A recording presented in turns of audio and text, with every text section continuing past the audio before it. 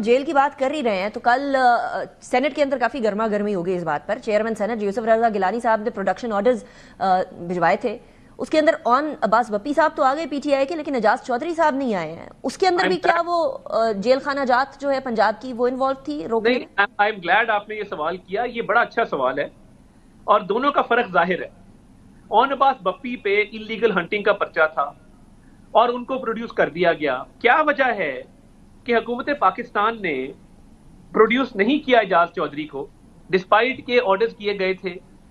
हुकूमत पाकिस्तान ने इसलिए प्रोड्यूस नहीं किया क्योंकि 9 मई का केस एक हसास केस है और वो अपनी फाइनल स्टेजेस के अंदर है मामला। और कई दफा मुलजिम जब बाहर आते हैं प्रोडक्शन ऑर्डर के बहाने, वो साजबाज करते हैं, साजिश करते हैं, मैनिपुलेट करते हैं। केस के जो फाइनल एक स्टेज है, फाइनल वर्डिक्ट है, उसको जो है उस पर असरअंदाज होने की कोशिश करते हैं। तो ये हर केस की एक नौयत है। कई केसेस की नौयत हसास है, कईयों की गैर हसास है। जो गैर हसास थे वो पेश कर दिए गए और जो हसास है जिसमें ये खदशा है और ये इम्कान मौजूद है कि वो केस मैनिपुलेट हो जाए, वहां पे ऑब्वियसली बड़ी कदर है यूसुफ रजा गिलानी साहब के ऑर्डर की और उनके जज्बात की। मगर जो केस सेंसिटिव है उसका मंतकी अंजाम तक जब तक वो पहुंच नहीं जाता, मेरा ख्याल है कि मुनासिब नहीं होगा कि किसी मुल्जिम को इस तरह प्रोड्यूस किया। साहब क्या ये बेहतर ना होता कि चेयरमैन सेनेट को पहले बता दिया जाता कि ये हसासियत है और इस हसासियत की बुनियाद के ऊपर हम लोग नहीं प्रोड्यूस कर सकते एजाज चौधरी साहब को? वो जब कुर्सी पे बैठे हैं तब जाके उनको पता चला कि एजाज चौधरी साहब नहीं आए हुए। इत्तेहादी नहीं आपके? 9 मई का केस सबको पता है कि वो हसास केस है, उसकी भी कोई जस्टिफिकेशन मौजूद नहीं है। तो चेयरमैन साहब बखूबी वाकिफ हैं ये 9 मई के मामलात से।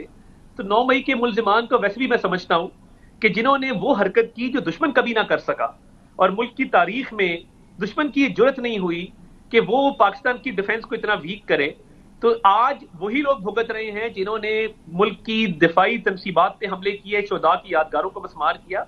अब वो चेयरमैन साहब भी बखूबी वाकिफ हैं इन मामलात से, आई एम श्योर। अच्छा, आपने 2 दफा फरमाया कि हुकूमत पाकिस्तान ने इसलिए वो प्रोडक्शन ऑर्डर के ऊपर अमल दरामद नहीं किया, तो ये 2 दफा फरमाने से मैं ये अखज कर लूं कि हुकूमत पाकिस्तान थी, हुकूमत पंजाब या कोई और नहीं था?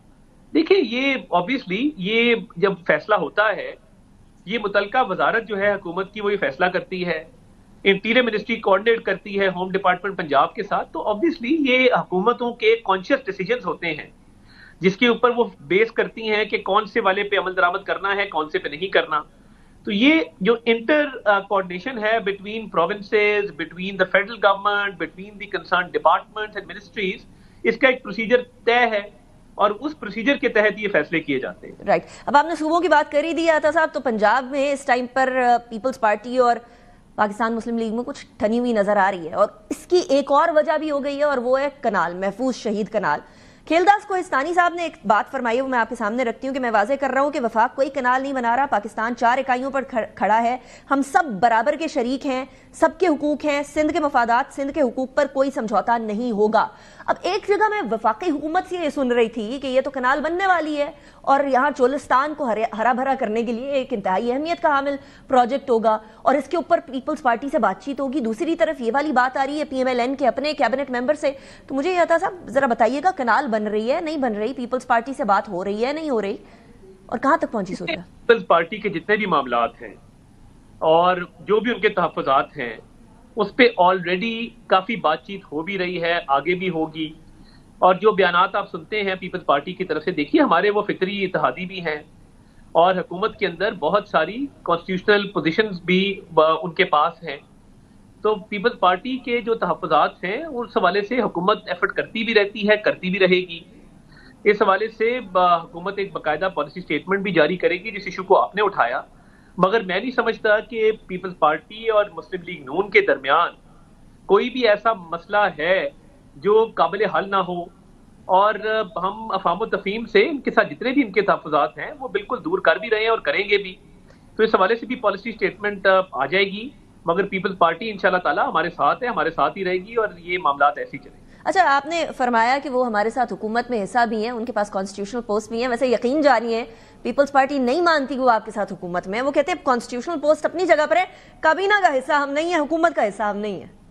देखिए, सुपीरियर पॉलिटिक्स है ना, तो बिल्कुल हर किसी को हक है कि वो अपनी अपनी पॉलिटिक्स जरूर करे और पीपल्स पार्टी हमारी रहनुमाई भी करते हैं ہمارے پہ تنقید برائے اصلاح بھی کرتے ہیں، اور ہر معاملے میں ان کی جو ہے وہ انپٹ بھی آتی ہے، فلور آف دا ہاؤس بھی آتی ہے، اور باقی معاملات پہ بھی آتی ہے، میل ملاقات بھی رہتا ہے، کمیٹیاں بھی بنی ہوئی ہیں دونوں طرف سے.